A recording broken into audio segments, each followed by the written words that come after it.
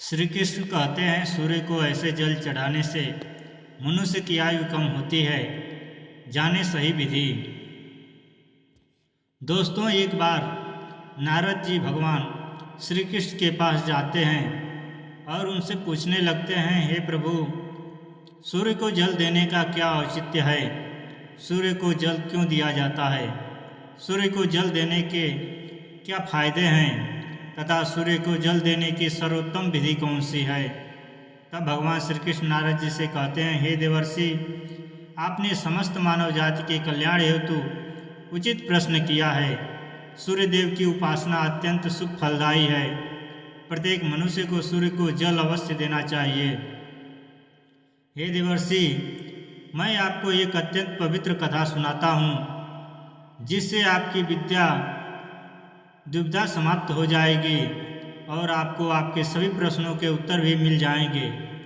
जो भी इस कथा का श्रवण करता है उसे 100 वर्षों तक सूर्य को जल देने का फल प्राप्त होता है। इसीलिए आप इस कथा को ध्यान से पूरा जरूर सुने। दोस्तों, भगवान श्री कृष्ण ने सूर्यदेव की महिमा का वर्णन करने के लिए नारद जी को एक अत्यंत पवित्र कथा सुनाई। इस कथा में सूर्य को जल देने की सही विधि और अत्यंत शक्तिशाली सूर्यदेव के मंत्र के बारे में बताया है। इसलिए आप सभी इस कथा को ध्यान से पूरा अवश्य सुने। इस कथा को सुनने मात्र से ही आपको सूर्य को जल देने का फल प्राप्त होता है। तो चलिए शुरू करते हैं इस पवित्र कथा को। भगवान श्री कृष्ण कहते हैं, हे देवर्षि, प्राचीन काल की बात है। मध्य देश में एक अत्यंत प्राचीन शोभायमान नगरी थी। उस नगरी में एक ब्राह्मण मनोहर अपनी पत्नी मायावती के साथ निवास करता था। मनोहर शास्त्र ज्ञान में पारंगत था, किंतु उसने अपने ज्ञान का कभी सदुपयोग नहीं किया। उसने उसके ज्ञान का उपयोग केवल धन कमाने के लिए किया। मनोहर ने अपने जीवन में कभी दान धर्म नहीं किया, कभी सूर्य देव को अर्घ्य नहीं दिया। वह अत्यंत स्वार्थी और दंभी स्वभाव का था।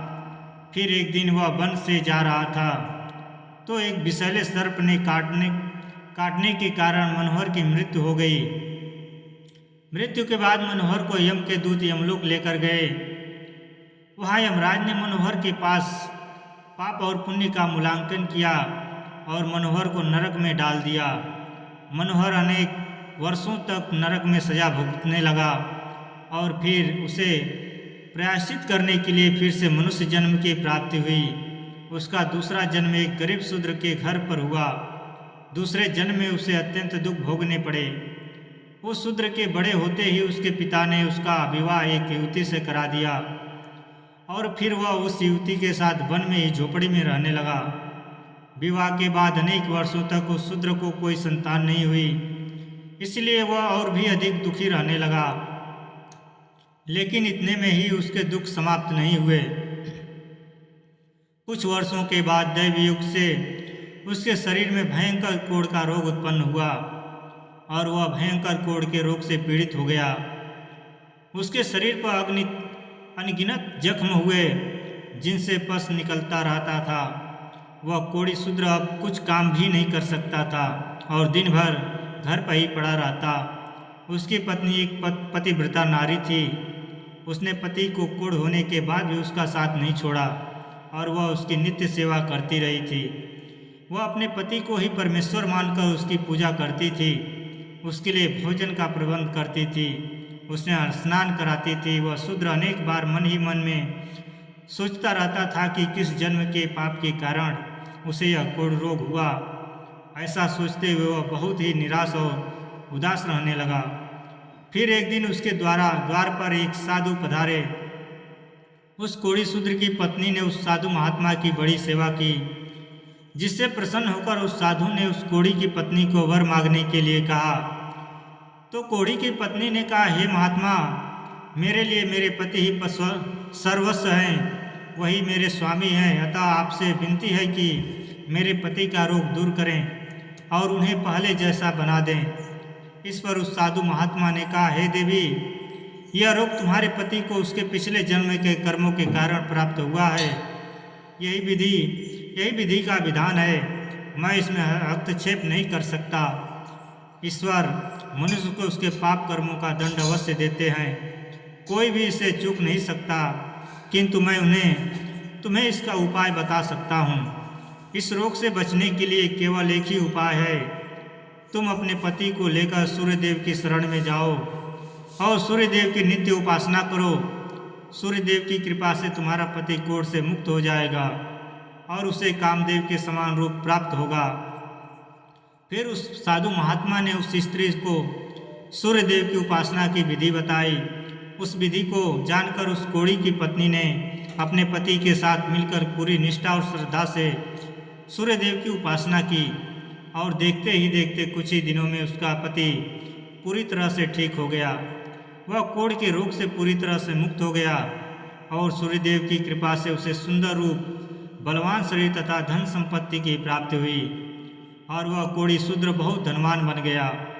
हे नारद, अब मैं तुम्हें सूर्यदेव को प्रसन्न करने की विधि और मंत्र के बारे में बताता हूँ, जिसे करने से मनुष्य के सभी रोग नष्ट होते हैं, उसे उत्तम स्वास्थ्य और सुख समृद्धि की प्राप्ति होती है। श्री कृष्ण कहते हैं, हे नारद, रोज सूर्यदेव को जल चढ़ाना एक ऐसा नियम है जो मनुष्य के जीवन में बहुत बड़ा बदलाव ला सकता है। सूर्य शक्ति इतनी अलौकिक है कि इसके बिना यह पूरी धरती तहस नहस हो सकती है।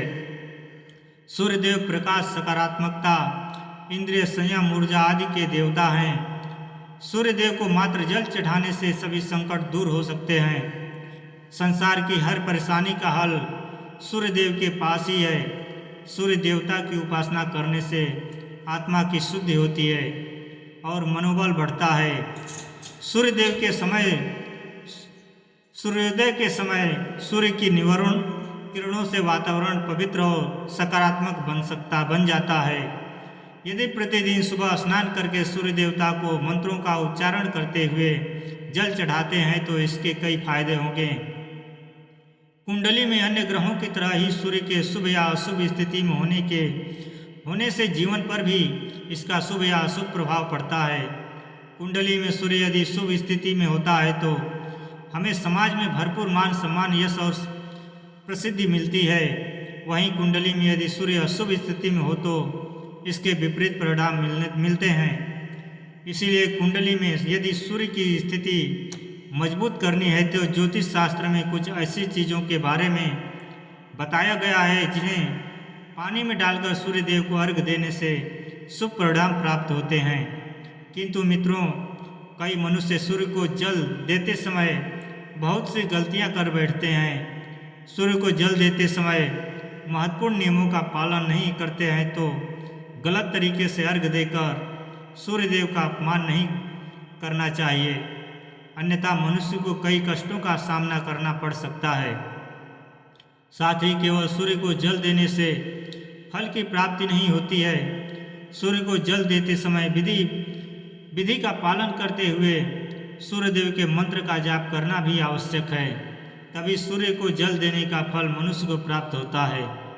शास्त्रों के अनुसार सूर्यदेव अप्रसन्न होने पर मनुष्य का बुद्धि का नष्ट हो जाता है, उसे चारों ओर से अपमान का सामना करना पड़ सकता है। ऐसे व्यक्ति की आंखों की रोशनी चली जाती है और उसे उचित भोजन प्राप्त होता है।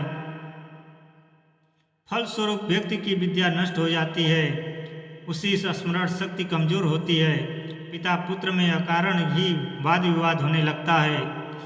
सूर्य देवता रूठ जाने पर व्यक्ति पर गलत इल्जाम लगते हैं और उसके हाथ से अनजाने में कई अपराध हो जाते हैं। इसीलिए व्यक्ति को अनिष्ट कार्य करके सूर्य देव को रुष्ट नहीं करना चाहिए। सबसे पहले मैं तुम्हें सूर्य को अर्घ देने का अर्थ बताता हूँ। सूर्य को अर्घ देने से तात्पर्य यह है कि सूर्य देवता को भक्ति भाव से जल अर्पण करना। यह जल दोनों हाथों की ओझल बनाकर या तांबे के पात्र में शुद्ध जल भरकर उसे सूर्य देवता को समर्पित करें। लेकिन ध्यान रहे कि यदि हाथों में ओंजल बनाकर सूर्य देवता को अर्घ दे रहे हैं तो हाथों की तर्जनी और अंगूठे को एक दूसरे से जोड़कर ना रखें, यानी कि एक दूसरे का स्पर्श न होने दें।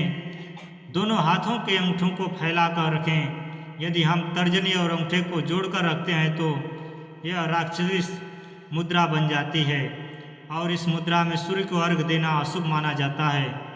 यदि पात्र में जल भरकर सूर्य देवता को अर्घ दे रहे हैं तो भी उस पात्र को दोनों हाथों से अंगूठे का स्पर्श न हो, इसका ध्यान रखें। अर्घ देते समय अपने दोनों हाथों को ऊपर उठाकर पात्र को पकड़ें और सिर झुका करके रखें। सूर्य देवता को अर्घ हमेशा सूर्योदय के समय देना चाहिए।